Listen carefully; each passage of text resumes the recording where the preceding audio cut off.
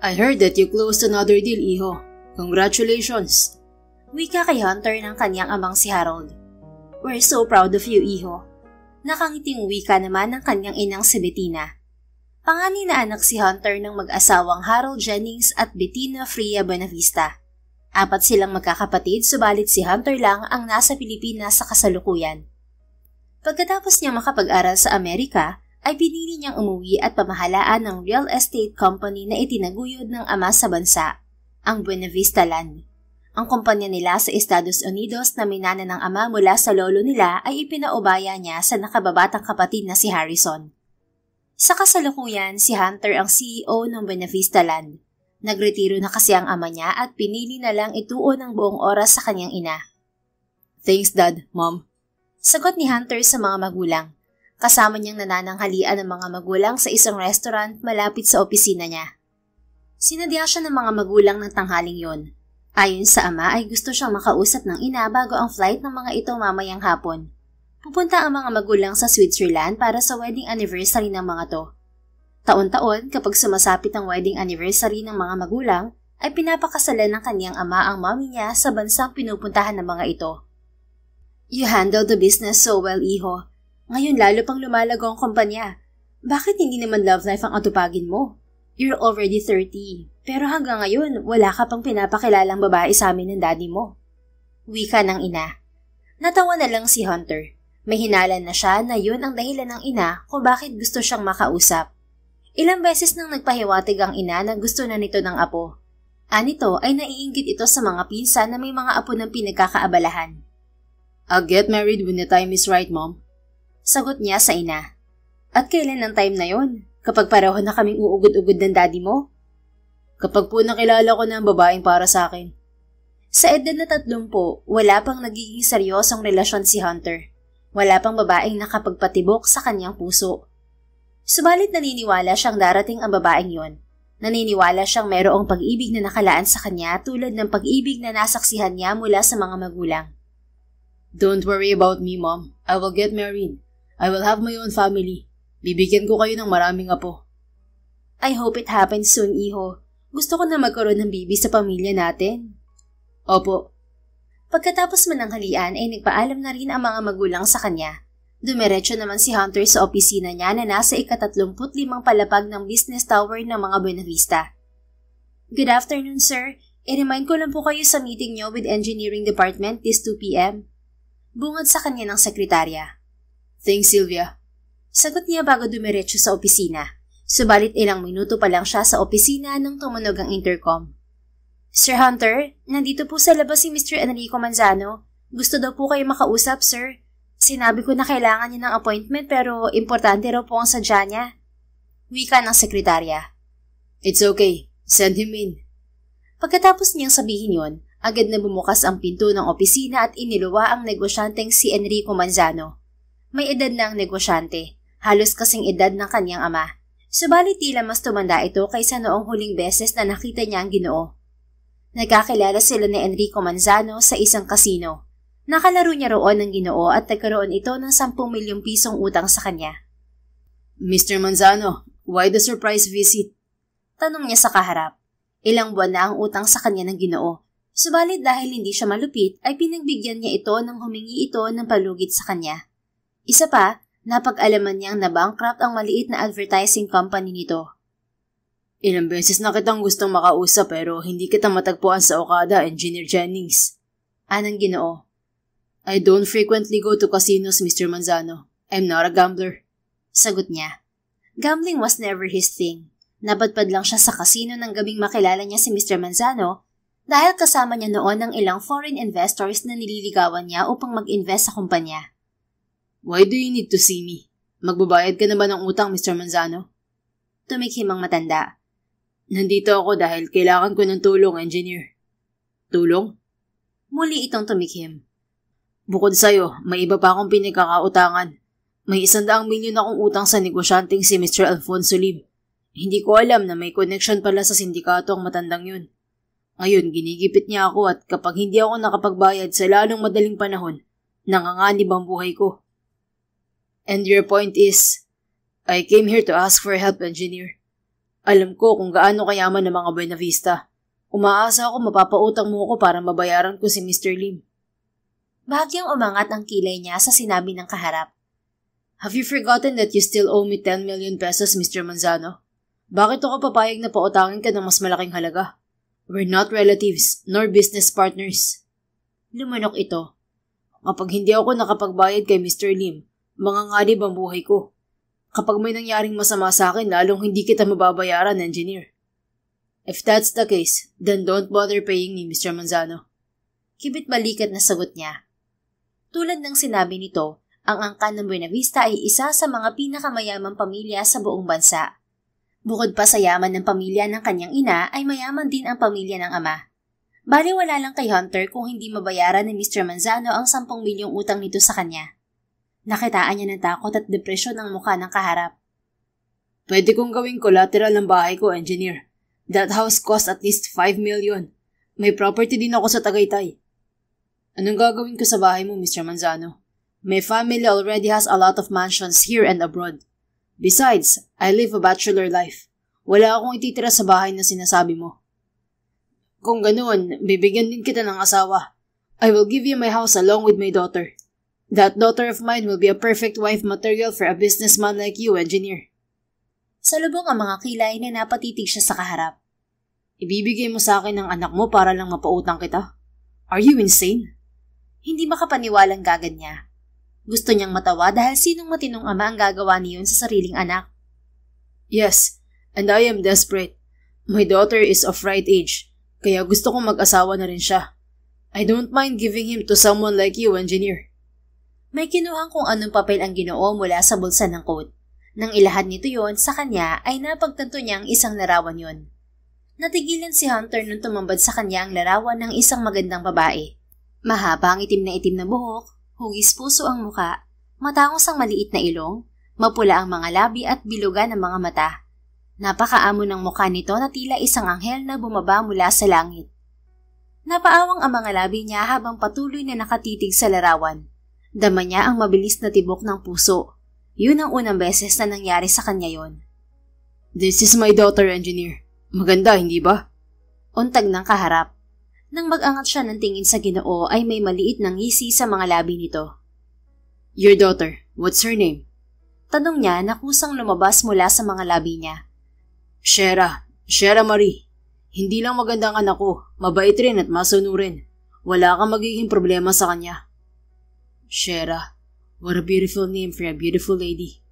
Wika ni Hunter sa isip. Ibinalik niya ang tingin sa larawan. Larawan pa lang ng babae subalit hindi siya makapaniwalang ganito na ang epekto sa kanya. Paano pa kaya kung nakaharap na niya ito? Kahit na ayaw niyang alisin ang mga mata sa larawan ay pilit niyang ibinalik ang tingin sa kaharap. Your daughter, alam ba niya na gusto mo siyang ipaubaya sa lalaking ni hindi pa niya nakikilala? Tiimbagang na tanong niya.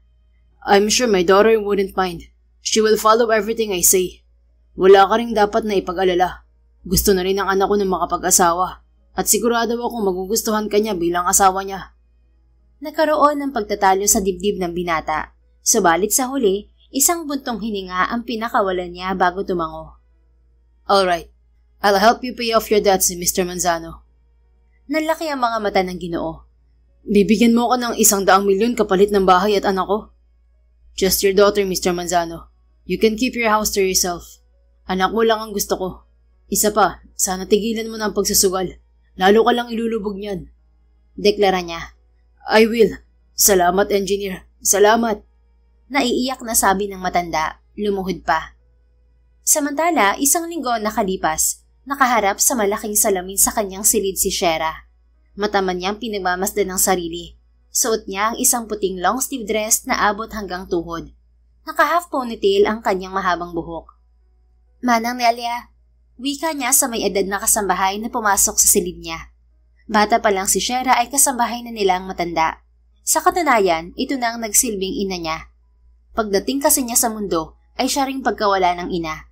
Namatay ito pagkapanganak sa kanya. Nang mabankrupt ang kumpanya ng ama, tanging si Manang Nelia na lamang ang naiwan sa mga kasambahay nila. Ang ganda-ganda mo, iha. Wika sa kanya ni Manang Nelia. Salamat po, Manang. Tipid ang ngiting sagot niya. Bumuntong hininga ang matanda.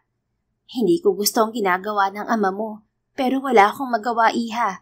Ang dasal ko na lang, sana'y mabuting mapapangasawa mo.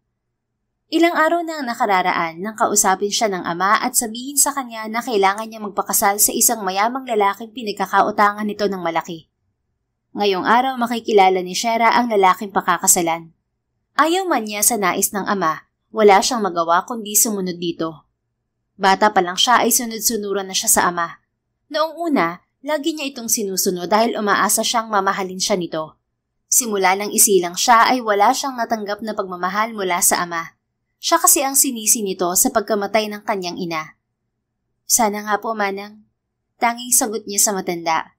Akmang magsasalita ang matanda nang marinig niya ang boses ng ama sa labas ng silid. Shera, nakahanda ka na ba? Opo, Papa.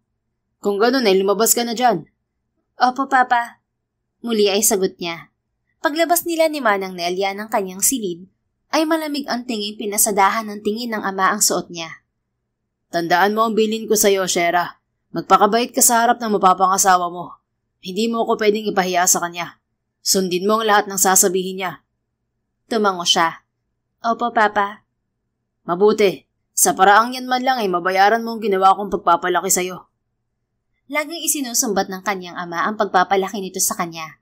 Isa yun sa mga dahilan kung bakit hanggang sa paglaki niya ay sunod-sunuran siya rito. Wala siyang lakas ng loob na suwayin to. Halika na at baka malate ka. Magbago pa ang isip ni engineer at hindi ka pakasalan. Sumunod siya sa ama patungo sa garahe kung nasaan ang sasakyan nito. Papa, ano po ang pangalan ng lalaking pakakasalan ko? Tanong niya sa ama habang nasa biyahe sila. Hunter. Engineer Hunter Buenavista Jennings. Hunter? Hindi tunog pang matanda ang pangalan niya. Pero sabi ni Papa, bilyonaryo at nakilala niya sa kasino ang lalaking yun. May bilyonaryo bang bata pa? Ani Shera sa sarili. Engineer siya, Papa? Hindi lang siya engineer. Magaling na negosyante rin. Kaya umayos ka sa kanya. Malaking utang na loob ko sa taong yun. Gusto niyang magtanong pa, subalit pinigilan niya ang sarili. Wala namang magbabago kung malaman man niya ang edad ng lalaking pakakasalan. Magiging asawa pa niya ito. Baka ikainis lang ng ama ang kanyang pang-uusisa. Walang maayos na relasyon si Shera sa ama. Madalas ay para lang siyang hangin dito. Kinakausap lang siya kapag may kailangan ito sa kanya. Ilang sandali pa, inihinto siya ng ama sa tapat ng restaurant na pagkikitaan nila ng mapapangasawa. Hindi sasama ang ama dahil ayon dito may importante itong aasikasuhin. Tandaan mo ang bilin ko sa'yo, Shera. Wika sa kanya ng ama. Muli, isang tango ang ibinigay niya rito bago bumaba ng sasakyan. Pagpasok sa restaurant, iginiya siya ng waitress sa pribadong silid na nakareserba kay Engineer Hunter Jennings. Isang lalaking kalbo ang bumungad kay Shera pagbukas niya ng pinto. Hula niya na sa edad 40 ang lalaki. Maskulado at may nakakatakot na aura. Napalunok si Shera sa kaba nang magtama ang tingin nila. Inutusan niya ang mga paa na pumasok sa silid. Sorry. Late ako, Mr. Hunter. Who are you calling Hunter, miss? Putol ng isang malalim at swabing boses sa likod niya. Napaharap si Shera sa pinanggalingan ng boses. Isang panibagong lalaki ang muling tumambad sa kanya. Gwapo at matangkad ng lalaki na nasa tabi ng pinto. Bata pa ito at halos ilang taon lamang ang tanda sa kanya. Nakasuot ng slacks at puting dress shirt na nakatupi hanggang sa siko ang manggas. Napaawang ang mga labi ni Shera nang mapagtanto ang sinabi nito. Ikaw ang lalaking pakakasalan ko? Ikaw si Engineer Hunter Buenavista Jennings? Gumuhit ang ngiti sa mga labi nito. Ako nga. The one behind you is my driver and bodyguard. Lumagpas ang tingin nito sa kanya. Mike, iwan mo na kami. Yes, boss. Sagot ng kalbong lalaki at agad na lumabas na ng silid. Naiwan sila ni Hunter. Bumaling ito sa kanya at marahang umiti. It's a pleasure to meet you, Shera Marie. Tila may kumislot sa dibdib niya sa pagdating yun ng binata.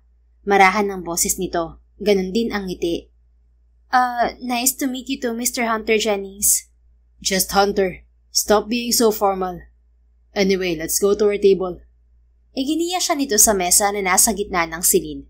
Ipinaghila pa siya ng upuan ng binata. Thank you. Kinakabahang usal niya. Sa distansya nila ng lalaki ay amoy niya ang pabango nito na tila lalong nagpawala sa dibdib niya. Ngumiti si Hunter bago naupo sa tapat niya. Pagkatapos ay pinindot ang isang button. Ilang sandali pa ay pumasok ang waiter. What do you want, Shera? Tanong ni Hunter. Kahit ano. Hindi pa ako nakakain dito kaya ikaw nang bahala. Tarantang sagot niya. I'll just order for the two of us then. Oo, walang problema. Do you have any food allergy? Walang kaso sa akin ng kahit na anong pagkain. Tumango si Hunter bago bumaling sa waiter. Habang kausap nito ang serbidor ay pinagmasdan niya ang mapapangasawa. Higit na gwapo ito sa malapitan. Kulay matingkad na tsokolate ang bahagyang kulot na buhok nito. Matangos ang ilong, mapula ang mga labi, at tila may pagkaabilyana ang kulay ng mga mata. Hanggang sa makaalis ang waiter ay nanatili siyang nakatingin sa mukha ni Hunter. Kaya nang bumaling sa kanya ang binata ay nagtama ang mga mata nila. Shera Marie, you're staring at me.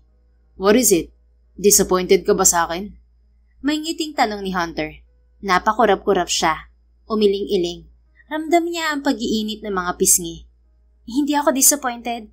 Nagulat lang ako na ang bata mo pa. At ang gwapo mo. Bahagyang namilog ang mga mata nito pagkatapos ay tila naaaliw ng umiti. You were expecting an old man? Sabi kasi ni Papa, bilyonaryo ka at nakilala ka niya sa kasino, kaya akala ko matanda ka na rin. Ilang taon ka na? I'm 30. Your father says you're 22. Do you mind an 8-year gap? Kinagat ni Shera ang ibabang labi at nagkibit-balikat. Kahit naman mas matanda sa akin ng 20 years ang lalaking pakakasalan ko, wala naman ako magagawa. Kumunot ang noo ni Hunter habang diretsyong nakatingin sa kanya. Tila ba binabasa siya nito. Your father said you already want to get married. Answer me, Shera Marie. Is that true? Gusto mo bang magpakasal? Hindi pa. Ayoko pang magpakasal. Lalo na sa lalaking ngayon ko lang nakilala. Sagot niya sa isip. Kinagat niya ang ibabang labi upang pigilan ang sariling isatinig yon. Naaalala niya ang bilin ng ama. Kailangan niyang pakitunguhan ng maayos ang lalaki. Shera, you can be honest with me. Ani Hunter at marahang ngumiti sa kanya. Ang malalim na mga mata nito ay marahan ang tingin sa kanya at tila nangungumbensing pagkatiwalaan niya ito. Hindi ka magagalit kapag sinabi ko ang totoo? Mahinang tanong niya. Muli ay marahan itong ngumiti. Hindi ako magagalit. Why would I be mad at your honesty? Papakasalan mo pa rin ako ano man ang sabihin ko sa'yo? Bahagyang pumungay ang mga mata nito. Your father and I made a deal. So yes, I will marry you no matter what happens, Shera. Dahil sa sinabi nito ay namalaya na lang ni Shera ang sarili nagpapakatotoo sa binata. Hindi pa talaga ako handang magpakasal. Lalong ayoko magpakasal sa lalaking hindi ko naman kilala. Pero wala akong magagawa dahil yun ang gusto ni Papa. And why do you have to follow your father? Bakit kailangan mo sundin ang ama mo sa isang bagay na hindi mo naman gustong gawin? Dahil tatay ko siya. Utang ko sa kanya ang buhay ko. Lumunok siya. Kahit na ayaw niya sa akin, kahit lagi niyang sinasabi na hindi niya ako kayang mahalin, pinalaki niya pa rin ako at pinag-aral. Kaya gusto kong suklian ang mga ginawa niya para sa akin. Unti-unting nagsalubong ang mga kilay ni Hunter. Your own father doesn't love you? Tumango siya kasabay ng pagsikip ng dibdib. Sinisisi niya kasi ako sa pagkamatay ng asawa niya, ni Mama. Namatay si Mama nang ipanganak niya ako. Malakas na suminghap si Hunter. Your father shouldn't blame you for your mother's death. Hindi mo kasalanan yun, Shera. Tipid na ngumiti lang siya dahil ilang beses na rin yung sinabi sa kanya ni Manang Nelia. Maaaring hindi ko nga kasalanan ng pagkamatay ni Mama. Pero naiintindihan ko kung bakit galit sa akin si Papa. At nagpapasalamat pa rin ako na sa kabila ng galit niya, hindi niya ako pinabayaan. Pinalaki niya ako at pinag-aral. It's your father's responsibility to raise you because you are his daughter. Hindi mo utang sa kanya yun. Parents should love their children unconditionally, Shera. Lumunok siya kasabay ng pangingilid ng luha. Inaamin niya, maraming beses na siyang nakadama ng pagnanais na magrebelde sa ama. Subalit sa huli ay laging nangingibabaw ang pagmamahal niya rito. Akmang magsasalita si Shera nang tumayo si Hunter at lumapit sa kanya. Lalo siyang nabigla nang lumuhod ito sa harap niya at hawakan ng kamay niya. Tila may maliit na boltahe ng kuryenteng naglakbay sa balat niya. Kasabay niyon ay may init na bumalot sa puso niya. Tell me, Shera, does your father hurt you physically? Sinasaktan ka ba niya? Masuyo ang gamit nitong tono kahit na may bahid ng galit sa mga mata. Marahas ang iling niya kay Hunter. Hindi ako sinasaktan ni Papa. Hindi niya yung ginawa kahit kailan. Hindi nga niya ako madalas na kinakausap. Pinapansin niya lang ako kapag may kailangan siya. Hindi niya kasi ako kayang tingnan ng matagal dahil kamukha ko si Mama. At naaalala niya ang pagkawala ni Mama kapag nakikita niya ako. Hindi ka niya pinagmamalupitan? Umiling siya. Hindi, pero naging mahigpit siya mula nung pahintuin niya ako sa pag-aaral. Hindi ako basta-basta nakakalabas ng bahay. Muling nagsalubong ang mga kilay nito. You stopped going to school? Oo, nalugi ang business ni Papa kaya kailangan kong huminto. Nagpaalam ako kay Papa na magtatrabaho para maituloy ko ang pag-aaral ko. Pero hindi niya ako pinayagan. Gusto niyang sa bahay lang ako. Pababalikin naman daw niya ako sa pag-aaral kapag nakabangon siya. Tumiim ang bagang ni Hunter. You're already 22, and you have all the right to decide for yourself, Shera. Your father may be the one who raised you, pero hindi niya hawak ang buhay mo. Hindi ka ba nagnais na umalis sa poder niya? Gusto ko. Plano kong umalis na sa bahay kapag nakagraduate na ako. Pero habang hindi pa yun nangyayari, kailangan ko manatili sa poder ni Papa at sumunod sa kanya. Paano kung sama-samang tao ka pala ipapakasal ng Papa mo? Papayag ka na lang ba, Shera? Ngumuso siya at sinalubong ang mga mata nito. Hindi ka naman mukhang masamang tao, Hunter. Ngayon pa lang niya nakilala ang lalaki, subalit hindi niya maintindihan kung bakit palagay na agad ang loob niya rito. Kaya nga niya nagawang magpakatotoo sa harap nito. Sandaling bumalik ang ngiti sa labi ni Hunter bago muling sumeryoso. If not me, your father would still marry you off to some other man. Para makabayad sa utang niya at maisalba ang sarili niya. Kung ganun, mabuti nilang pala at sa'yo niya ako ipapakasal. Kasi hindi ka masamang lalaki. How can you be so sure about that? You still don't know me, Shera. Hindi mo naman ako kakausapin ng ganito kung masama ka, Hunter. But look at you. Mukha kang concerned sa akin. Hawak mo pa ang kamay ko. Bumaba ang mga mata niya sa kamay niyang hawak pa rin ng binata. Well, you're right. I'm no saint, but I'm not a bad guy, Shera. You can put your trust in me. Naniniwala ako sa'yo, Hunter. Pero may gusto sana akong itanong sa'yo. What is it? Pinasadahan niya ng tingin ang gwapong mukha nito. Ngayong nasa harap niya ang binata ay lalo niyang napagtanto kung gaano kaganda ang mga mata nito. Bakit kailangan mo magpakasal sa babaeng ngayon mo lang nakilala? Wala ka bang girlfriend? Umiling to. I don't have a girlfriend. Gusto ng mga magulang ko na mag-asawa na ako, pero wala akong maipakilalang babae sa kanila. Bakit wala? Gwapo ka. Sobra pa nga. Siguradong maraming nagkakagustong babae sa'yo. Bahagya itong natawa. Tila namula rin ang tenga nito o baka imahinasyon lang niya yun. Masyado akong abala sa negosyo at hindi ko naging prioridad ng pakikipagrelasyon. Kaya siguro naging bilyonaryo ka ng ganyan kabata, no? Puro ka trabaho. Naaaliw ng umiti ito. I just came from a well-off family. That's all. If it weren't from my parents' wealth, I wouldn't be where I am today. Gustong mangiti ni Shera dahil hindi niya inaasahang mapagpakumbaba ang bilyonaryong gaya nito. At ayos lang sa'yo na hindi mo kilala ang babaeng pakakasalan mo, Hunter? I don't mind. I have a lot of time to get to know you. We have a lot of time to get to know each other, Shera. Ayos lang din sa'yo na hindi mo ako mahal? Gumalaw ang Adam's apple nito sa ginawang paglunok. We can learn to love each other. Kapag kasal na tayo, matututuhan din nating mahalin ang isa't isa.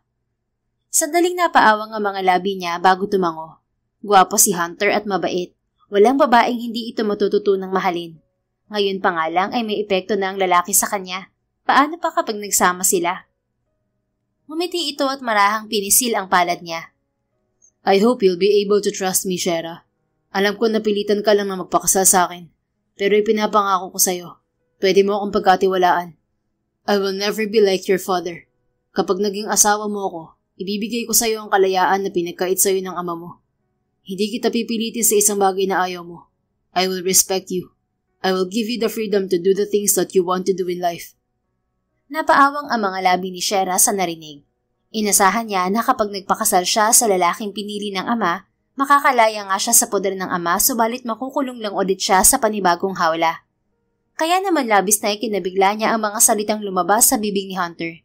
Lumunok siya. Kahit kasal na tayo, papayagan mo akong bumalik sa pag-aaral? Masuyo itong tumango. I will send you back to school, Shera. Kapag mag-asawa na tayo, titira ka sa poder ko at malaya mong magagawa ang mga bagay na gusto mo. I can even join you. Pupuntahan natin ang mga lugar na gusto mong puntahan. Susubukan natin ang mga bagay na gusto mong gawin na hindi mo pa nasubukan. Talaga? Hindi niya naitago ang mangha at saya sa tinig. Aha, I promise you that. Do you believe me? Lumunok siya at tumango. Ramdam niya ang sinseridad sa bawat salita nito. I believe you, Hunter. Ngumiti ang binata. Then, will you marry me, Shera Marie? Bakit kailangan mo pa akong tanungin? Magpapakasal naman talaga ako sa'yo. Because I want to make this formal. Sa wakas ay pinakawalan nito ang kamay niya. Subalit para lang yun kuhanin ang isang maliit na kahon sa bulsa ng slacks nito. Tumambad kay Shera ang isang napakagandang engagement ring. Will you be my wife, Shera Marie? Masuyong tanong ni Hunter. Kagatang ibabang labing tumango siya. I will, Hunter. Marahang pinasok ni Hunter ang singsing sa daliri niya pagkatapos ay hinalikan nito ang kamay niya. Binalot ng init ang puso niya. Thank you, Shera. I promise, I will take care of you from now on. Nangangakong wika ni Hunter. Thank you rin, Hunter. Sagot niya at marahang ngumiti sa binata. Bumalik ito sa orihinal na pwesto nito nang dumating ang pagkain nila. Habang kumakain sila ay lalong naging palagay ang loob niya sa lalaki. 2 oras silang nagtagal sa restaurant bago sila nagpasyang umuwi. Marami na agad siyang nalaman tungkol sa mapapangasawa. Isang licensed civil engineer ang binata at CEO ng real estate company ng pamilya nito. Kakausapin ko ang papa mo. Imporma ni Hunter habang lulan sila ng sasakyan. I will tell him we will get married the day after tomorrow. Sa makalawa na agad? Baling niya sa lalaki. I want you out of your father's house immediately. I hope a civil wedding in the mayor's office is fine with you. Walang kaso sa akin, Hunter. Don't worry, magpapakasal ulit tayo sa simbahan. Ha? Okay na sa akin ang civil wedding. Bakit kailangan pa magpakasal ulit sa simbahan? Sumulyap ito sa kanya at ngumiti. I want to give you a church wedding, Shera. Isa pa, hindi papayag ang mga magulang ko na hindi kita pakasalan sa simbahan. Nasa ibang bansa pa ang mga magulang ko ngayon. At ayoko nang hintayin silang makauwi bago magpakasal. Naisip niya ang mga magulang ni Hunter. Magustuhan kaya siya ng mga ito gayong walang-wala siya kung ikukumpara sa binata? Ni hindi pa siya nakatapos ng pag-aaral. Sa tingin mo, magustuhan kaya ako ng mga magulang mo? Nag-aalalang tanong niya.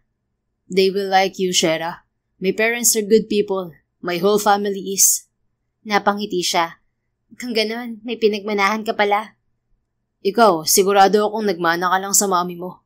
You're nothing like your father. Sabi nga ni Manang, kamukha at kaugali ko raw si Mama. Ilang minuto pa ang nakalipas ay nakarating sila sa bahay ng ama. Shera, nandito ka na, iha. Bati ni Manang Nelia na agad na napatingin kay Hunter. Manang, si Hunter po. Hunter, si Manang Nelia. Siya ang nag-alaga sa akin mula pagkabata. Pakilala niya sa dalawa. Magandang gabi po, Manang. Wika ni Hunter bago nagmano sa matanda. Magandang gabi rin, iho. Sagot ni Manang Nelia. Halata sa mukha ng matanda na hindi nito inaasahan ang ginawa ng binata. Akmang magsasalita si Shera nang matanaw niya ang pagpasok ng ama. Engineer! Anang ama kay Hunter. Isang tango ang ibinigay ni Hunter sa ama niya bago ito bumaling sa kanya. Go to your room, Shera. Kakausapin ko lang ang papa mo bago ako umuwi. Bukas maaga kitang susunduin. We'll go out to buy our wedding rings. Tumango siya at tipid ng umiti. Good night, Shera. Masuyong wika ng binata. Hinawakan nito ang siko niya at hinalikan siya sa noo sa harap ng ama. Good night, Hunter. Mag-ingat ka. Utol na sagot niya bago dumiretso paakyat sa hagdan. Hanggang sa makarating siya sa loob ng silid niya ay hindi niya mahabol ang tibok ng kanyang puso. Samantala, nang mawala si Shera sa paningin ni Hunter, ay seryoso ang mukhang binalingan niya ang ama ng dalaga. Engineer, kamusta ang naging pag-uusap niyo ng anak ko? Tanong sa kanya ng Ginoo. You still had the nerve to call Shera your daughter when you've never been a father to her. Sarkastikong wika niya sa isip. Mr. Manzano, I need to talk to you outside. Sa halip ay sagot niya sa lalaki. Tumango ang Ginoo at iginiya siya sa portiko ng bahay. Base sa nakita ko ay agad kayo nagkamabutihan ng anak ko, engineer. Wika ni Mr. Manzano. Umikting ang panga niya habang nakatingin sa Ginoo. Stop calling her your daughter when you've never been a father to her. Hindi nakapagpigil na wika niya. Kung hindi lang niya naaalala na nirerespeto ni Shera ang ama ay tumama na ang kamao niya sa Ginoo. Namuo ang galit niya sa kaharap matapos niyang malaman ang naging buhay ng mapapangasawa sa poder ng ama nito. Kanina habang nagkukwento sa kanya ang dalaga, ay gustong-gusto niya itong yakapin at ikulong sa kanyang bisig. What did you say, engineer? Magkasalubong ang mga kilay na sambit ng kaharap. I know how you treat your daughter, Mr. Manzano. What kind of a father are you for blaming your own daughter for your wife's death? Hindi ka dapat tawaging ama. Magpasalamat ka na mahal ka ni Shera. That your daughter is a literal angel. Akmang sasagot ang Ginoo nang magpatuloy siya. Listen carefully, Mr. Manzano. Because I don't like repeating things. I will pay off your debts in exchange for Shera. I will marry Shera the day after tomorrow. For her sake, I will let you attend her wedding. Pagkatapos ng kasal namin, wala ka na magiging habol pa sa kanya. My wife will live under my roof. I would allow you to visit her, only if you promise that you will treat her nicely. And you will treat her like how a father treats his daughter. Umigting ang panga ng Ginoo, subalit sa huli ay tumango ito. You're right. I've never been a good father to Shera. I've been controlling her life because I couldn't control mine. Mula ngayon, ikaw na bahala sa kanya. Take care of Shera for her mother. Don't worry, Mr. Manzano. Even if you don't ask, I will take care of her. I will give her a family. I will give her a good life. I will shower her with love. Everything that you failed to give her. I will hand it to her on a silver platter.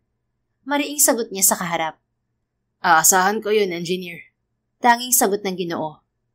Samantala, kinabukasan, kahit late nang nakatulog si Shera nang nagdaang gabi, ay maaga siyang bumaba para mag-almusal. Si Papa po, Manang. Tanong niya sa kasambahay na siyang naabutan niya sa kusina. Maagang umalis ang papa mo pa Cebu, iha. Kikitain daw niyang buyer ng properties niyo sa Tagaytay. 1 linggo daw siya roon. Ha? Pero kasal ko po bukas, Manang. Hindi man lang niya ako sasamahan? Kung sabagay, kahit kailan naman ay hindi nagkaroon ng pake ang ama niya sa kanya. Malungkot nang umiti ang matanda. Ibinilin ka niya sa akin, iha. Tulungan daw kitang ayusin ang mga gamit mo para sa pagsundo sa'yo ni Mr. Jennings. Salamat po. Parang anak na ang turing ko sa'yo, iha. Labis ang pasasalamat ko na mukhang mabuting lalaki mapapangasawa mo. Hiling ko na maging masaya ka sa bagong buhay kasama ang asawa mo. Sana'y maging mabuti siyang asawa sa'yo. Huwag po kayo mag-alala, Manang. Ipinangako po sa akin ni Hunter na magiging mabuti siya. Pagpapanatag niya sa matanda. Pagkatapos niya mag-almusal, naging abala si Shera sa pag-aayos ng mga damit na dadalhin sa paglipat sa poder ni Hunter. Pasado 1:00 ng hapon nang dumating si Hunter para sunduin siya. Good afternoon, Shera. Nakangiting bati ng binata sa kanya. Hi, Hunter. Tipid ang ngiting bati niya. Pinigilan niyang mapatulala habang nakatingin sa mukha nito. Hanggang ngayon, hindi siya makapaniwala na ikakasal siya sa binata. Parang kahapon lang din ay sinabi niyang hindi pa siya handang magpakasal. Subalit hindi niya maintindihan kung bakit ngayon ay tila excited siyang makasal kay Hunter. Are you ready to go out with me? Wala ka bang trabaho ngayon? Biyernes kasi ng araw na yon. Nag-half day ako sa trabaho. How are you, Shera? Nakatulog ka ba ng maayos? Nag-init ang pisngi niya sa paniniting ni Hunter sa mukha niya. Ha? Okay naman. Really? Mukha kang puyat. Nahihiyang napahawak siya sa pisngi. Medyo halata nga ang eyebags niya. Medyo napuyat ako sa pag-aayos ng mga damit ko. We can just buy you a new set of clothes para hindi mo na kailangan mag-impake. Nako, hindi. Nakakahiya naman. Sayang ang mga damit ko dito. Teka, magpapaalam lang ako kay Manang. Pagkatapos niya magpaalam sa matanda ay tumulak na sila ni Hunter. Habang nasa biyahe sila ng binata, hindi niya napigilan ang sariling mapasulyap-sulyap dito. Shera, is everything okay? Untag ni Hunter na napansin ang paninitig niya. Napakurap-kurap siya. Sorry. Hindi pa rin kasi ako makapaniwala na papakasalan mo talaga ako. Akala ko panaginip lang yung kahapon. Sumulyap sa kanya si Hunter at ngumiti. Everything's real, Shera. I'm going to be your husband. You're going to be my wife. See? You're already wearing my ring. Sandali rin itong hinawakan ng kaliwang kamay niya kung saan naroon ang engagement ring na bigay nito.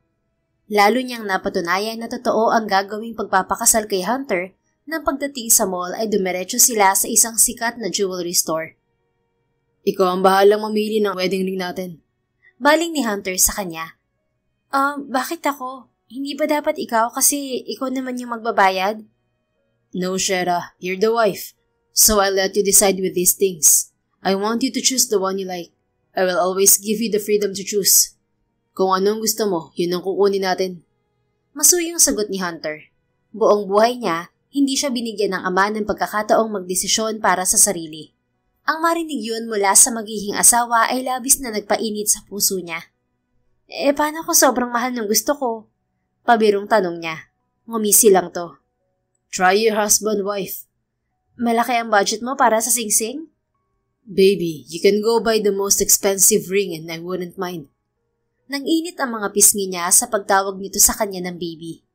Sa huli, isang simpleng pares ng singsing ang pinili niya para maging wedding ring nila. Pagkatapos niyon ay sa isang butik siya dinala ni Hunter. Ayon sa binata, gusto nitong bumili sila ng damit na isusuot niya bukas. Parang hindi na kailangan ng bagong dress, Hunter. May mga puting dress naman ako sa bahay. But I want to see you in a new dress. Please, Shera? Nakangiting sagot nito. Fine, pero pwedeng ako na lang ang magbayad. May pera naman ako, may ipon ako. Simula noong nabankrupt ang negosyo ng ama, ay madalang na siya nitong abutan ng pera. Subalit dahil sinubukan niya maghanap ng online gig nang huminto sa pag-aaral, kahit papaano ay nakakaipon siya. Balak niyang gamitin ang ipon upang makabalik sa pag-aaral. No, Shera. Ipunin mo na lang yung pera mo. Hunter naman. Natawa ito. Kahit magpa-cute ka, hindi pa rin, Shera. Namilog ang mga mata niya. Hindi ako nagpapakita. Pero cute ka.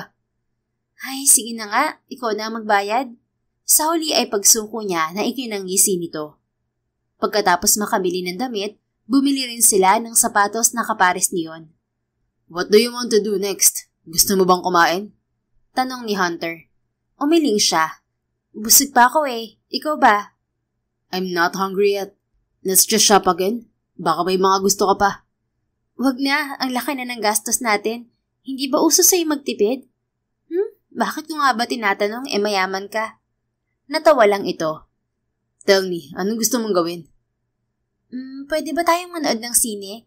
Ang tagal ko na kasing hindi nagagawa yon. Okay, let's go watch a movie. Malaki ang ngiti niya nang dalhin siya ni Hunter sa isang movie house. Nanonood sila ng palabas na gusto niya. Pagkatapos ay saka sila nagtungo sa isang restaurant. Anong paborito mong pagkain? Tanong ni Hunter habang kumakain sila. Wala naman akong paborito. Pero comfort food ko yung Pinoy spaghetti. Yung sa Jollibee. Alam mo ba yon? Bahagya itong natawa. Of course, I know that, Shera. Sorry, mukha ka kasing hindi ko makain sa fast food. Sobrang sosyal ng dating mo. You're offending me, my soon-to-be wife.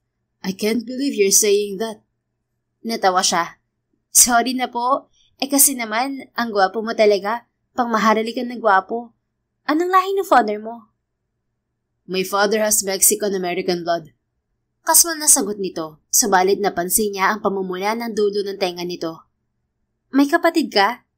2 brothers and 1 sister. You won't meet them tomorrow. Nasa US kasi sila. Ang ganda at gwapo rin siguro ng mga kapatid mo. Ako ang panganay, kaya ako ang pinakagwapo sa amin.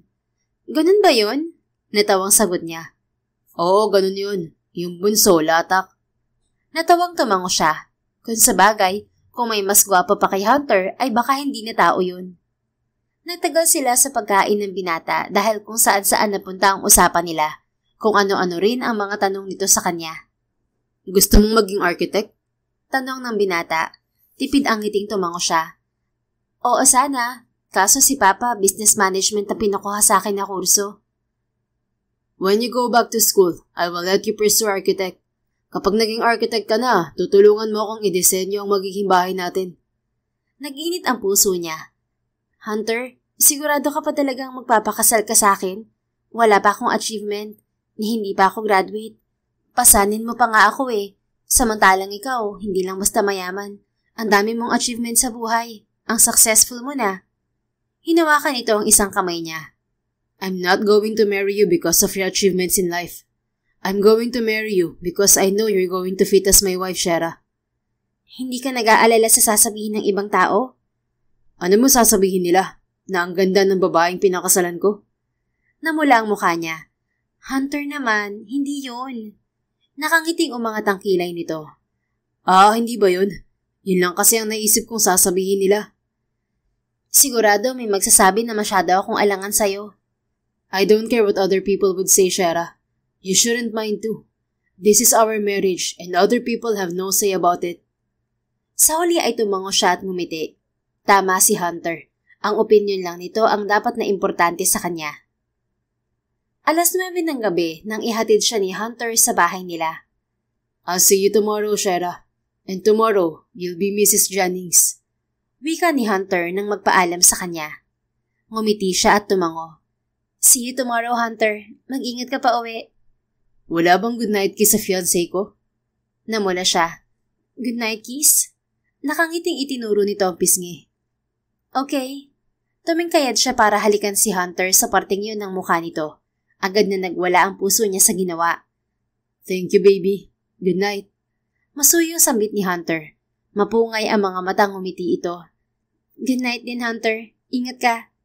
Pag-alis ng binata, malakas ang kabog ng puso na umakyat siya sa silid. Paghiga niya sa kama, ay hindi niya napigilan ang pagsilay ng ngiti.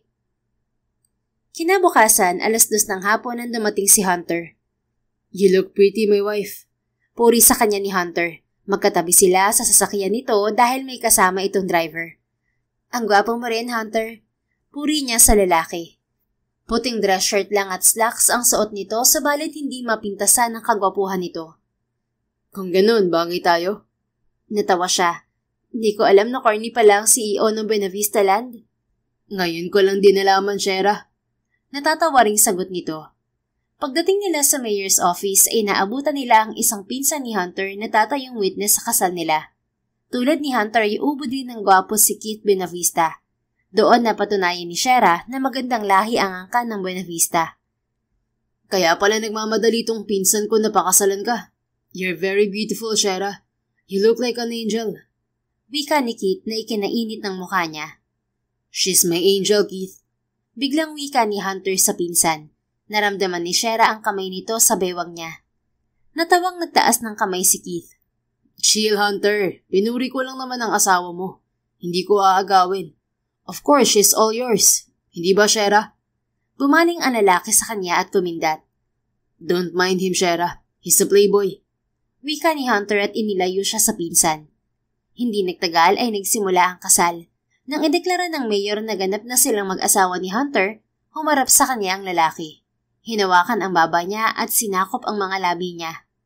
Sa dali lang ang halik na yun pero pakiramdam ni Shara ay nawala ang kaluluwa niya sa katawan. Now I can officially call you my wife, Shara. Masuyong sambit ni Hunter.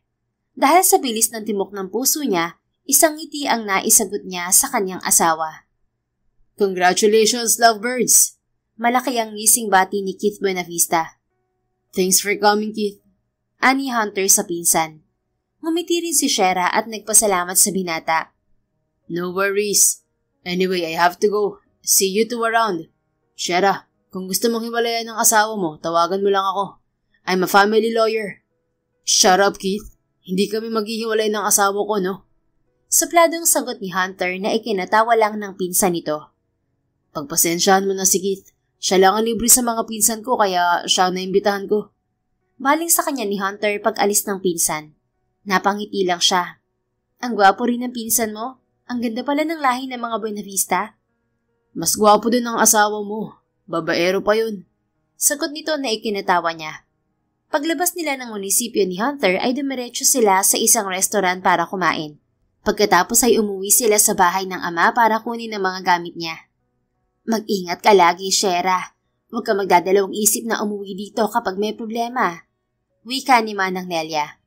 Salamat po, Manang. Wala po kayong dapat ipag-alala, Manang. Aalagaan ko si Shara. Hindi ko po bababayaan ang asawa ko. Makakaasa po kayo. Wika ni Hunter.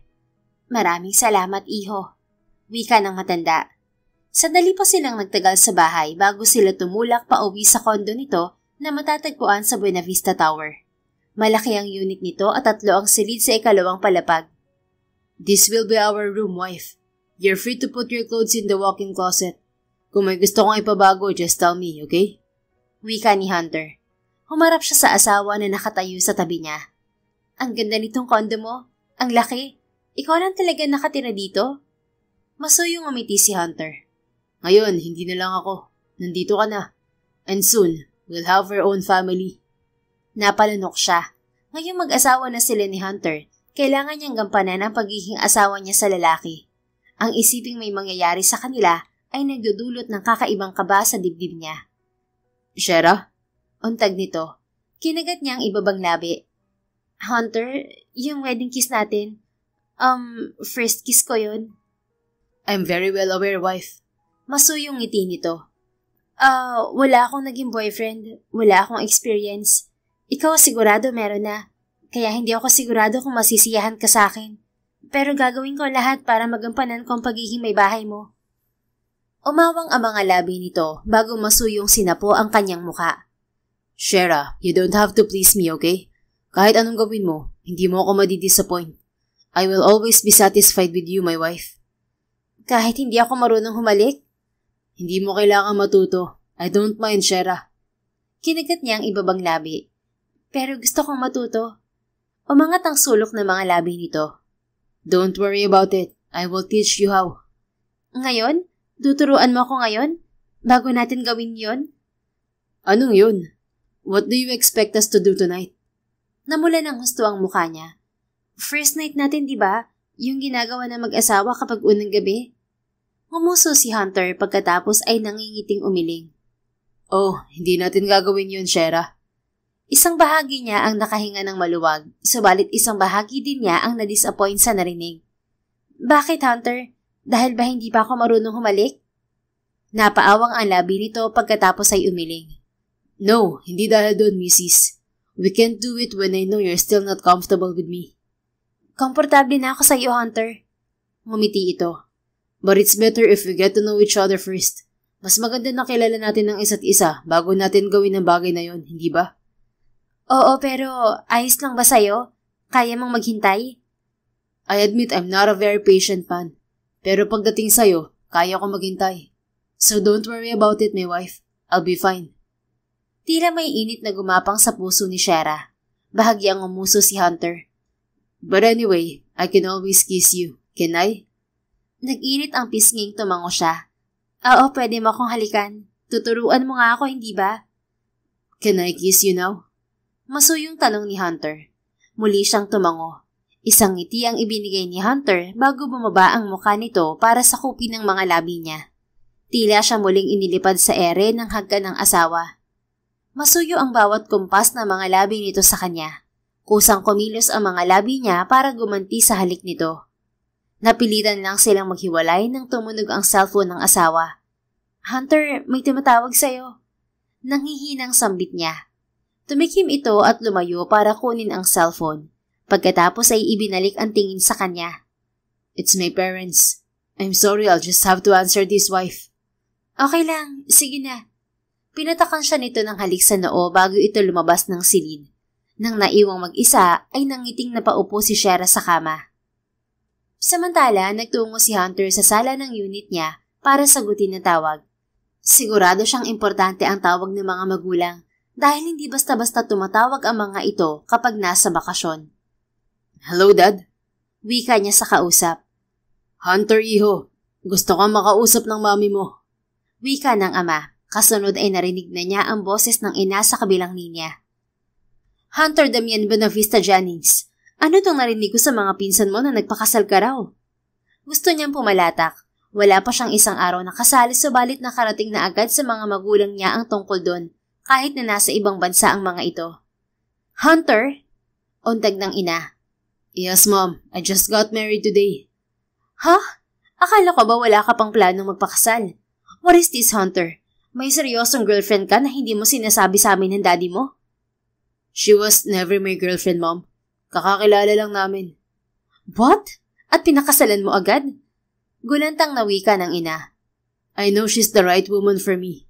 I love her the moment I saw her. That's why I married her right away. Oh.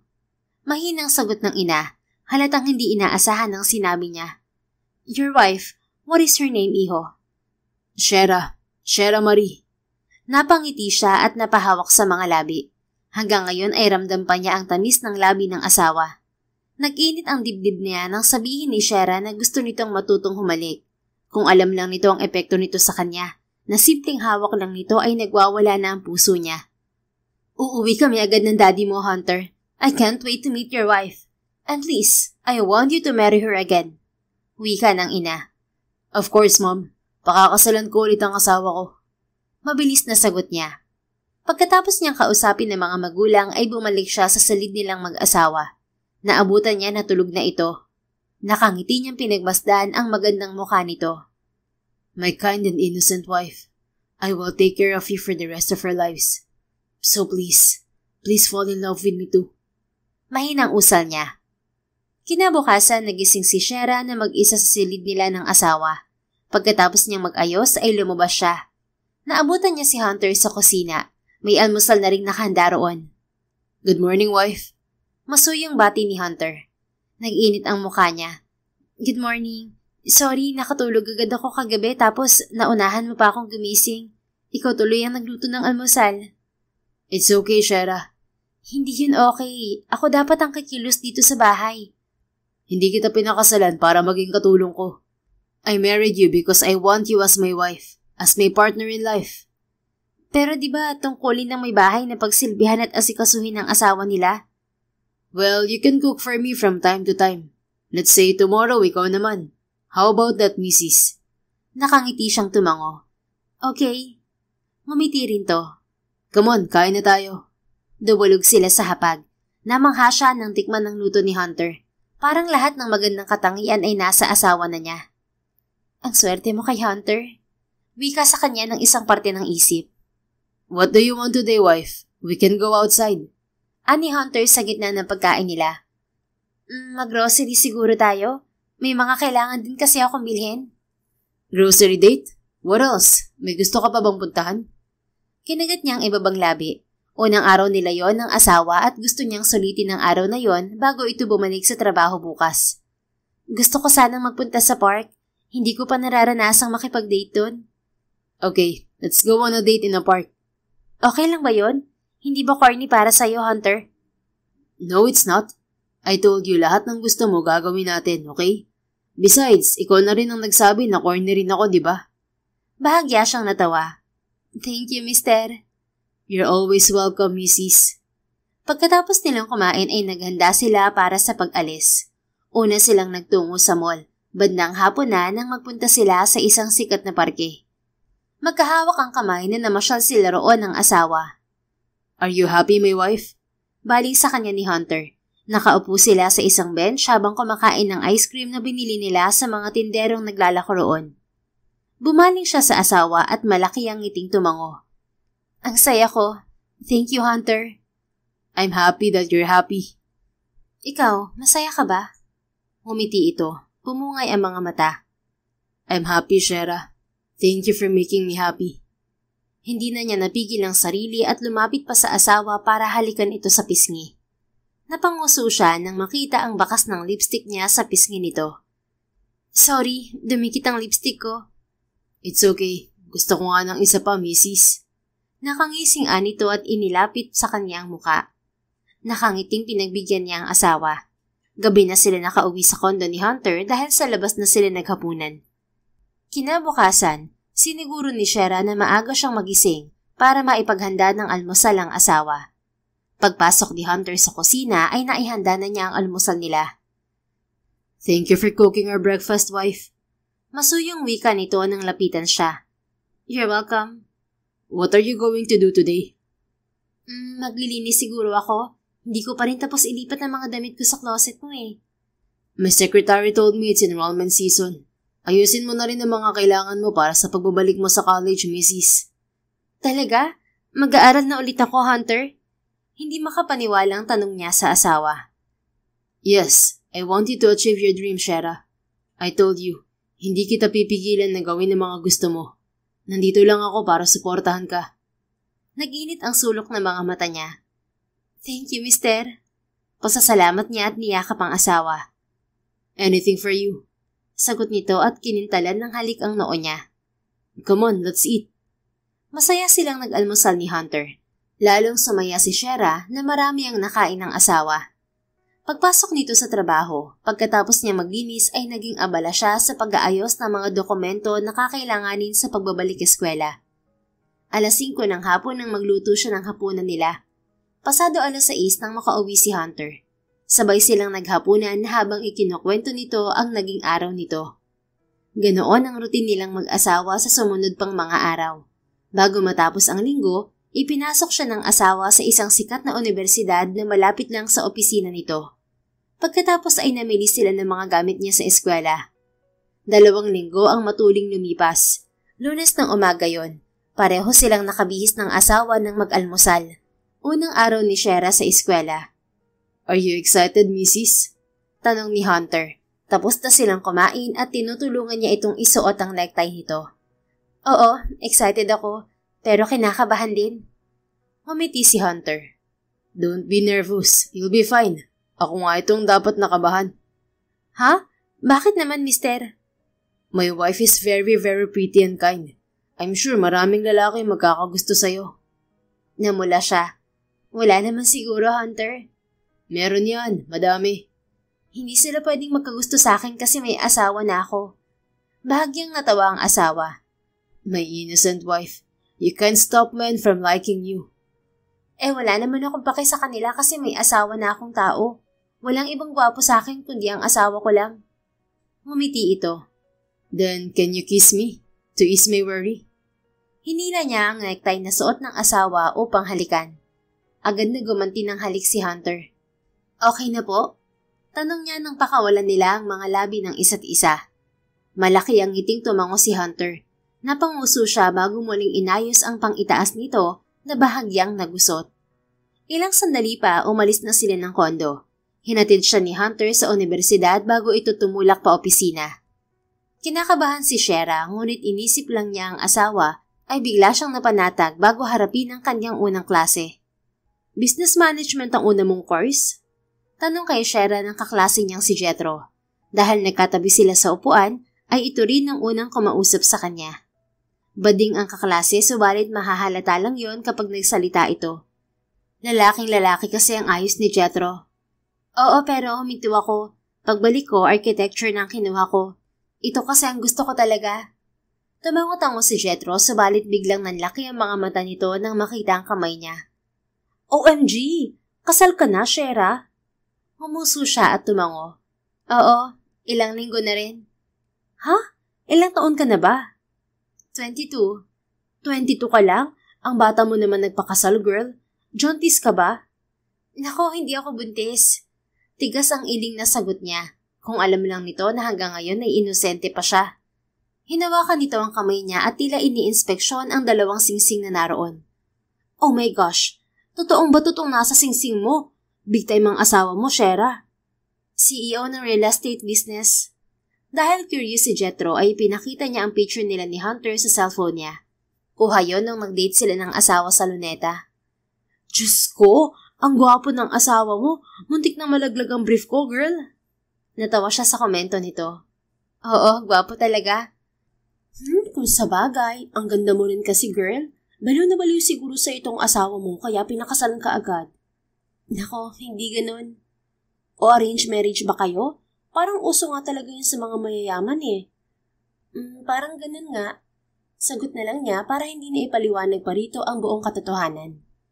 Pero ang bata mo pa, Shera. Sayang, hindi mo na-enjoy ang pagkadalaga mo.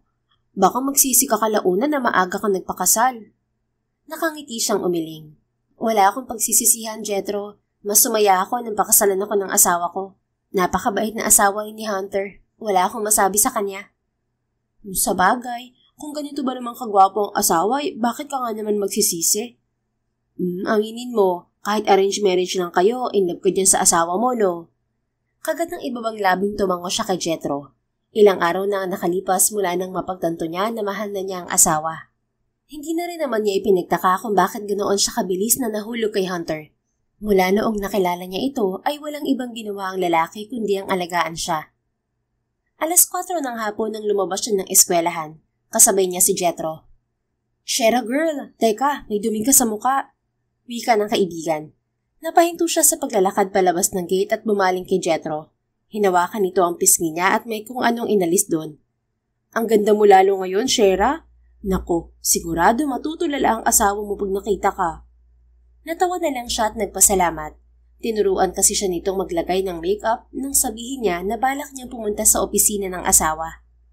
Pagdating sa gate ng universidad ay natigilan siya nang makita ang pamilyar na kotse. Bumukas yun at iniluwa si Hunter. Hala, asawa mo yan, di ba? Shit, ang gwapo pala sa personal. Bulalas ni Jethro sa tabi niya. Hindi ko alam na susunduin niya ako. Sige Jethro, mauna na ako. Anya sa kaibigan, iniwan ito para lapitan ng asawa. Hunter, hindi ko alam na susunduin mo pala ako. Bati niya. Maagang natapos ang meeting kaya pinuntahan kita. Malamig na sagot nito at pinagbuksan siya ng pinto. Tahimik na pumasok si Shera. Nagtaka siya sa ipinakitang kalamigan nito. How was the first day? Tanong ni Hunter pagpasok nito sa driver's seat. Okay lang naman. Wala pang masyadong pumasok ng mga professor. Tipid na tumango ito at pinaandar ang sasakyan. Did you already make friends?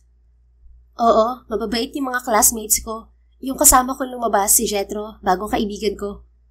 Gumalaw ang panga ni Hunter. Jethro is that boy's name? Oo. Ikaw, kumusta sa trabaho? Okay ka lang ba? Kahit hindi nito sabihin ay alam niyang wala sa mood ang asawa. Yun ang unang beses na nakita niya ang ganoong ekspresyon ni Hunter. Works fine. Tipid lang na sagot nito. Hindi siya nagsalita. Iniisip ang susunod na sasabihin. Hindi siya sanay na ganito si Hunter. Hanggang sa makauwi sila sa kondo nito ay tahimik to. Nang pumasok ito sa kwarto ay nagpa siya si Sierra na sundan ito. Naabutan niya ang asawa na naguhubad ng pangitaas. Napalunok siya nang tumambad sa kanyang matipunong katawan nito. Subalit pilit niyang inalis ang mga mata roon. Mister, anong problema? Sabi sa nabasa ko, kailangan na laging may komunikasyon sa mag-asawa para maging maayos ang pagsasama. Kaya kung may problema ka, gusto kong sabihin mo sa akin para mapag-usapan natin. Humarap sa kanya si Hunter. Mariin itong pumikit ng ilang segundo bago dumilat at tipid ng ngumiti sa kanya. I'm sorry, Shera. Nagselos lang ako kaya ako ganito. Nagsiselos? Ikaw? Napaawang ang mga labing tanong niya. Nakita ko kasi kayo ng kaibigan mo. I saw him touch your face. I got jealous, my wife. Gusto kong lumapit kanina at hablutin ka sa kanya. Ngumuso siya dahil gusto niyang mangiti. Hunter, wala ka na pati pagselos. Yung si Jethro, lalaki rin ang gusto nun. Saka hinawakan nilang ang mukha ko kasi may dumi ako sa mukha. Napakurap-kurap ito. Pagkatapos ay napahilamos ng mukha na tila may kahiyahayang sinabi. Really? He's gay? Hindi na niya napigilan ang ngiting sumilay sa mga labi. Opo. Bumutong hininga ito pagkatapos ay napatitig sa mukha niya. Did you put on some makeup, wife? Namula ang mukha niya. Oo. Tinuruan ako ni Jethro mag-makeup eh. Kasi balak kong pumunta sa office mo sana. Kaso susunduin mo pala ako. Bagay ba, mister? Bagay na bagay. But with or without makeup, you're already very pretty, my wife. Napanguso siya. So, nagselos ka kaya wala ka sa mood? Kagatlabi itong tumango. I know you have the right to be friends with whoever you like. But I'm a jealous husband. I'm sorry, my wife. Okay lang naman. Ayos lang sa'yo na seloso ang asawa mo. Natigilan siya at napatitig sa mister. Kung inamin nito na nagsiselos to, ibig sabihin ba may pagtingin na ito sa kanya? Hunter, gusto mo na ba ako? Lakas loob na tanong niya sa asawa. More than that, Shera. I'm in love with you. Nagwala ang puso niya sa narinig. Mahal mo ako? Kailan pa? Halos matunaw siya sa lalim ng tingin sa kanya ni Hunter. I've been in love with you even before we got married, Shera. The first time your father showed me your picture, you already got my heart. Yun ang dahilan kung bakit kita pinakasalan. Yun ang dahilan kung bakit hindi ko tinanggihan ng ama mo nang inalokan niya sa akin. Because I was already in love with you back then. At nang malaman ko kung paano kanya itrato, mas lalo kitang gustong makuha sa kanya. Hindi na niya napigil ang pagbagsak ng mga luha. Mahal din kita, Hunter. Kumislap ang mga mata nito. Really, Shera? Buong pusong tumango siya. Mahal na kita, at hindi ko kayang mawala ka sa buhay ko, Hunter. Akala ko magiging miserable ang buhay ko nang sabihin ni Papa na ipapakasal niya ako sa lalaking hindi ko pa nakikita. Pero hindi ko inakala na yung lalaking yun palang magbibigay sa akin ng labis na kaligayahan. Mahal kita, Hunter. I love you too, my dearest wife. Maso yung sagot ni Hunter bago siya siilin ng halik. Ginantihan niya ang halik ng asawa. Ibinuhos niya sa halik na yon ang pagmamahal niya rito. Shara, baby. Let's stop before I forget that you're still not ready. Paos na sambit ni Hunter nang maghiwalay ang mga labi nila. Hinawakan niya ang panga nito. Ready na ako, mister. Really? Buong kasiguraduhang tumango siya. Bago pa makasagot ang asawa ay hinila niya ito at muling pinaglapat ang mga labi nila. Sa unang pagkakataon ay isinuko ni Shara ang sarili sa asawa. Kinabukasan, nagising si Shara sa tabi ni Hunter. Nakayakap sa kanyang matipunong mga bisig nito. Napangiti siya habang pinagmamasdan ang payapang mukha nito. Subalit agad na nanlaki ang mga mata niya nang makita ang oras. Hunter, gising! Malilate ka sa trabaho. Natatarantang gising niya sa asawa. Sa halip na bumangon ay umungon si Hunter pagkatapos ay lalo pa siyang niyakap. Hunter? Good morning, baby. Malambing na wika nito bago tamad na iminulat ang mga mata. Wala kang pasok, di ba? Let's cuddle some more. Pero ikaw, mister, may pasok ka. Anya. Hindi ako papasok sa office. Let's just stay here in the condo. You're sore, so I'll take care of you, my wife. Nag-init ang mukha niya. Kahit nag-ingat ang asawa ay masakit pa rin ang katawan niya. 2 beses kasing may nangyari sa kanila kagabi. Pagkatapos nilang maghapunan ay muli niyang isinuko ang sarili dito. Ayos lang na hindi ka pumasok? Baka may importante kang meeting. Nag-aalalang wika niya. Wala nang mas importante pa sa asawa ko. Masuyong sagot nito bago siya hinalikan sa tungki ng ilong. Napangiti siya sa kilig. Tulad ng sinabi ni Hunter, hindi nga ito pumasok sa trabaho. Maghapon ay magkasama sila sa kondo. Tila nga siya may sakit dahil alagang-alaga siya ng asawa. Ni ayaw siya nitong pakilusin. Where do you want to get married again, wife? Tanong ni Hunter. Katatapos lang nilang maghapunan at ngayon ay nanonood sila ng TV sa sala. Nakakandong siya sa lalaki. Magpapakasal talaga tayo ulit? Masuyo nitong hinigpitan ang yakap sa kanya. Of course, we will get married again. Hindi ako kontento sa naging kasal natin. Parang gusto ko ng beach wedding. Basta present ang mga importanteng tao sa buhay natin. Gusto ko sana na nandun din si Papa. Nung isang araw ay tumawag siya kay Manang Nelia. Ayon sa matanda ay laging abala ang ama. Have you heard from your father? Ani Hunter. Umiling siya. Si Manang lang ang nakakausap ko. Lagi daw wala si Papa sa bahay. Sana tumigil na siya sa pagsusugal niya. Hindi na nakabawi ang ama sa pagkakalugi ng negosyo nito dahil nalulong ito sa sugal. Don't worry, wife. Your father is doing good. I heard he's starting up a new business. Talaga? Kaya siguro lagi siyang wala sa bahay. Sana maging maayos ang bagong negosyo niya. Bumuntong hininga siya. Alam ko naman na hindi ako importante kay Papa, pero sana makadalo na siya kapag nagpakasal ulit tayo. I will make it happen, my wife. Kapag nagpakasal ulit kayo, nandun na ang papa mo. Nangangakong wika nito. Humarap siya kay Hunter at masuyong umiti. Thank you, mister. You're always welcome, Mrs.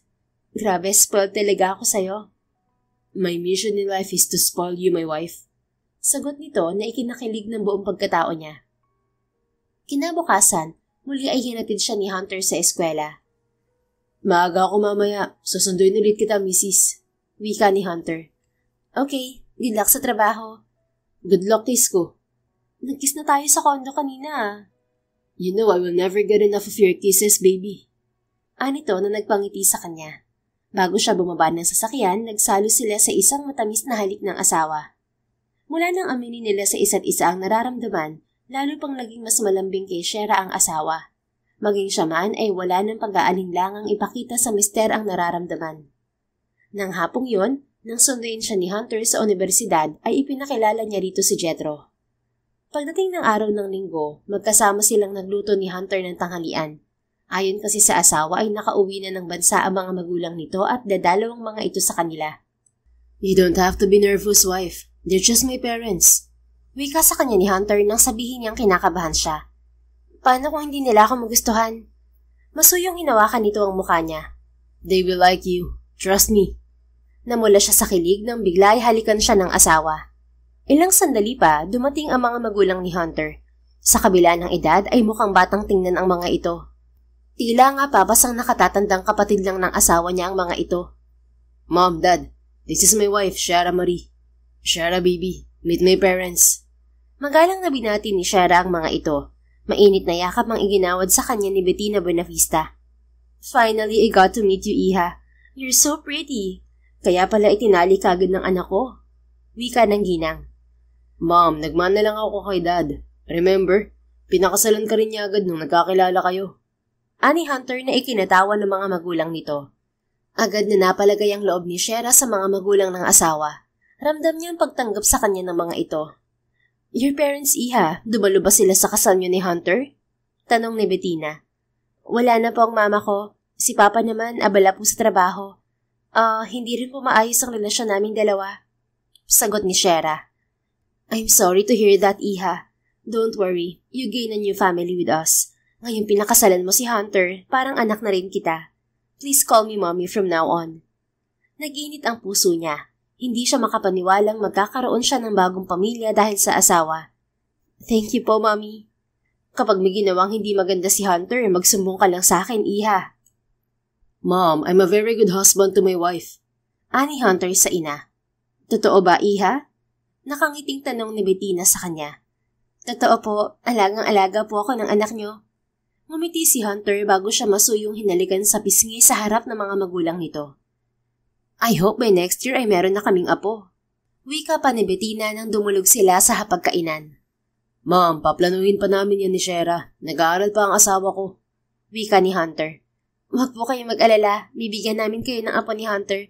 Gusto ko rin po ng maraming anak. Ngiti niya sa binan. Pagkatapos nilang mananghalian ay sandali pang nagtagal ang mga magulang ni Hunter bago nagpaalam ang mga to. Ang bait ng mommy at daddy mo, mister. Ang ganda ng mommy mo tapos yung daddy mo naman, parang Hollywood actor. Kaya palang gwapo mo eh. Natawa si Hunter. Next time, I'll introduce you to my siblings and other relatives. For sure, they will all love you, my wife. Salamat, mister. Dahil sa'yo nagkaroon ako ng bagong pamilya. Is it true? Gusto mo rin ng maraming anak? Oo, gusto ko ng masayang pamilya. Anya, pangarap niyang magkaroon ng masayang pamilya dahil ipinagkaitang bagay na yun sa kanya. Malambing na hinalikan siya ng asawa sa pisngi. Me too, baby. Gusto ko ng masayang pamilya. Gusto ko ng 100 anak. 100? Ang dami naman. Namimilog ang mga matang komento niya. Kahit 100 pa ang maging anak natin, kayang-kaya ko naman sinambuhayan, misis. Pero hindi ko kaya ang 100, mister. Taon-taon mo yata akong balak buntisin. Humalakhak ito. I'm just kidding, misis. Ayoko rin na mahirapan ka. Tama na sa akin ng 5. Okay rin ba yun sa'yo? Tumango rin siya. 5 pala ang balak natin. Bakit hindi pa natin simulan ngayon? Napakurap-kurap ito. Gusto mo nang gumawa tayo ng baby? Tumango siya. Mas okay siguro na gumawa na tayo ngayon. Ayaw mo pa ba? Pumungay ang mga mata nito. Gusto ko pero nag-aaral ka pa, Shera. We have to prioritize your studies first. Pero ilang taon pa bago ako makagraduate. Pwede naman ako mag-aral kahit buntis na. At saka mayaman naman ang mister ko. Pwede akong i-homeschooling. Gusto na talaga ng misis ko? Tumango siya. Gusto ko na magkaroon tayo ng baby. Yung kamukha mo sana. Okay, let's do it, misis. Kung yan ang gusto mo, gagawin natin. Pili yung sagot nito bago siya kinabig para halikan. Ilang sandali pa, nasa kama na silang mag-asawa. Sa sumunod na mga araw, lalong bumuti ang pagsasama nila ni Hunter bilang mag-asawa. Lalo ring lumalalim ang pagmamahal nila sa isa't isa. I'm sorry, wife. I won't be able to pick you up later. May meeting ako mamayang 5:00 ng hapon. Wika kay Shera ng asawa bago sila umalis sa kondo ng umagang yon. It's okay, Hunter. Hindi mo naman ako kailangang sunduin pa sa school. Alam ko na marami kang trabaho sa opisina. Sapat na sa kanya na kapag nasa bahay sila ay nasa kanya ang buong oras nito. Pero gusto ko na lagi kong sinusundo ang asawa ko sa eskwela. Malambing na sagot nito. Nakangiting hinawakan niya ang pisngi nito. This time, hayaan mo naman na ako ang sumundo sa'yo. Sa office mo ko didiretso mamaya paglabas ko sa school. Ilang beses na siyang nakarating sa opisina ng asawa. Ipinakilala na rin siya ni Hunter sa mga katrabaho at empleyado nito. Alright, Mrs. Thank you and I love you. Love din kita, mister. But I love you more. Hindi nagpatalong sagot nito. Napangiti na lang siya sa kalambingan ni Hunter. Bago tuloy siya maihatid sa universidad ng asawa ay ilang halik pa ang pinagsaluhan nila. Habang nasa universidad ay naging abala si Shera sa klase. 4:00 ng hapon nang natapos sa mga klase niya. Doon lang din niya nakita na may mga missed calls siya sa cellphone mula sa ama. Bakit kaya tumatawag sa akin si Papa? Nabigla at may pagtatakang tanong niya sa sarili. Simula noong ikasal siya kay Hunter ay hindi pa sila nagkakausap ulit ng ama. At noon pa man, tumatawag lang ito sa kanya kapag may importante lang itong gustong sabihin. Sinubukan niyang tawagan pabalik ang ama subalit hindi ito sumagot.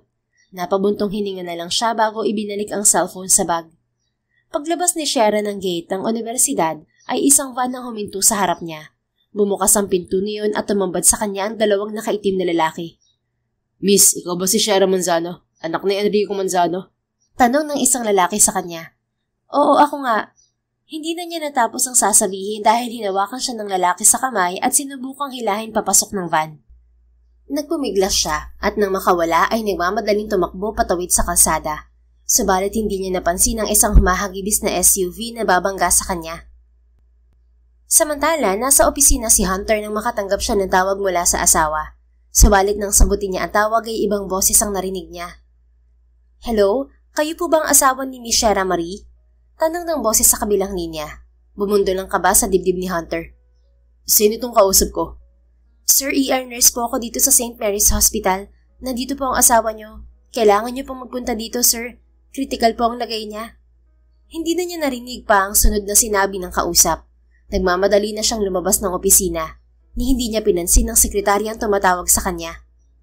Halos pali pa rin ni Hunter ang sasakyan para makarating sa ospital ng pamilya nila. Pagdating doon, naabutan niya ang asawa na duguan at walang malay sa emergency room. Ilang sandali pa ay inilipat ito sa operating room. Sir, kailangan niyo po itong pirmahan para maoperahan siya. Wika ng nurse na lumapit sa kanya. Please do everything to save my wife. Nagmamakaawang wika niya sa kaharap. Hilam sa luha ang mga mata niya nang maiwan siya sa labas ng operating room. Hindi niya alam kung gaano katagal siya roon nang dumating ang mga magulang niya. Dumating din ang ilang mga pinsan niya. Hunter, Shera will be okay. Mabait ang Diyos, anak, at magagaling ang mga doktor dito sa ospital natin. Aliw sa kanya ng ina. Niyakap siya nito at sinubukan siyang tahanin. Ang ama naman niya ay abala sa pakikipag-usap sa mga otoridad na naroon. Kumuyaw ang noo niya sa galit nang marinig ang nangyari sa asawa. Ilang oras pa ay dumating ang ama ni Shera. Hindi napigilan si Hunter ng kanyang pamilya nang sugurin niya ang Ginoo. Kumusta ang lagay ng anak ko? Kinuwelyuhan niya ang ama ng asawa. Answer me. Bakit hinahanap ng sindikato ang asawa ko? Bakit kilala nila si Shera? Lumuha ang matanda. I'm sorry. Kasalanan ko kung bakit napahamak si Shera. Ipinangako ko noon kay Mr. Lim na si Shera ang ibabayad ko sa lahat ng mga inutang ko sa kanya. Pero sa huli, hindi ko kayang gawin yun. Kaya lumapit ako sa'yo. At binigay ko sa'yo ang kailangan mong pera. Sobra pa nga, hindi ba? Binayaran ko si Mr. Lim. Nagkasundo na kami. Kaya hindi ko alam na gagawin niya to. Na hanggang ngayon, may interes pa rin siya sa anak ko. Ipagdasal mo na ligtas ang asawa ko.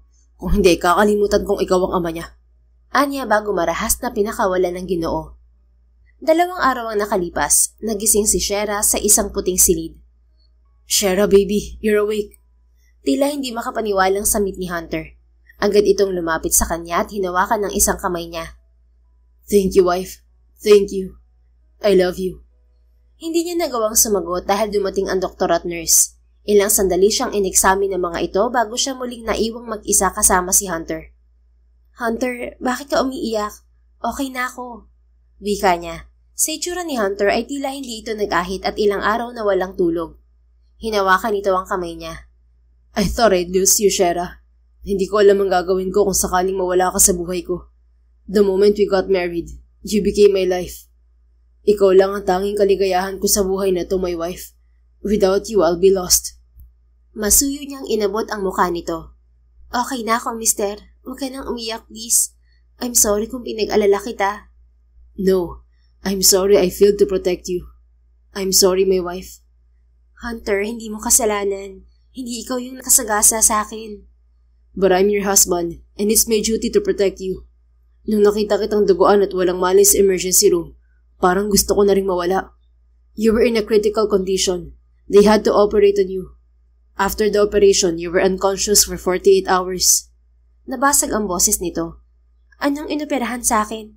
Luminok ito. You had severe abdominal trauma, so they performed an emergency laparotomy on you. One of your ovaries was removed, Shera. Natigilan siya sa huling sinabi nito.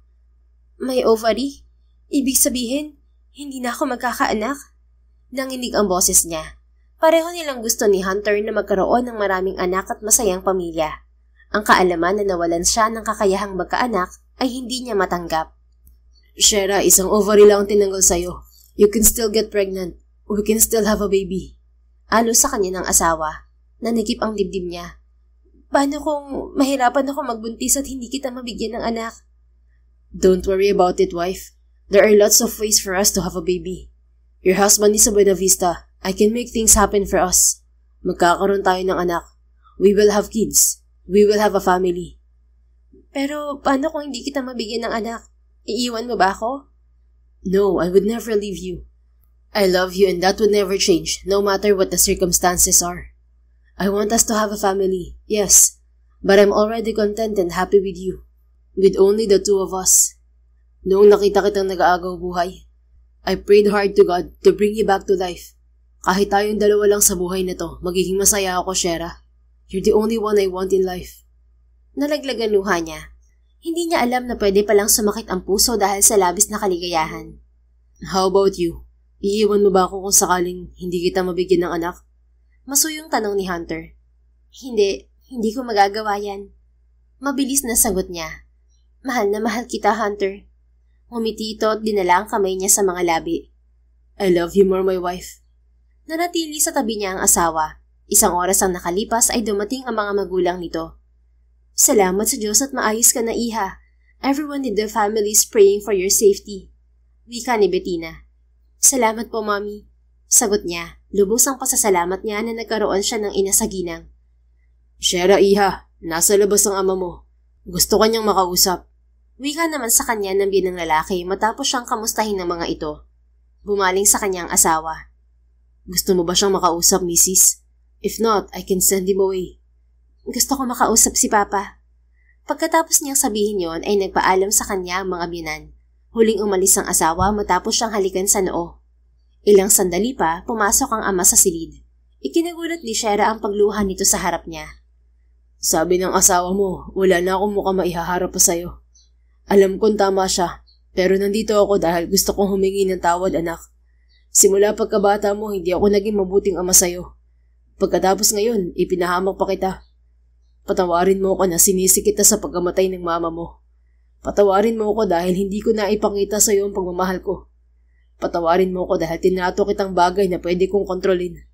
Patawarin mo ako na buong buhay mo. Binaliwala kita. Patawarin mo ako, anak. Bumagsak ang mga luha ni Shera.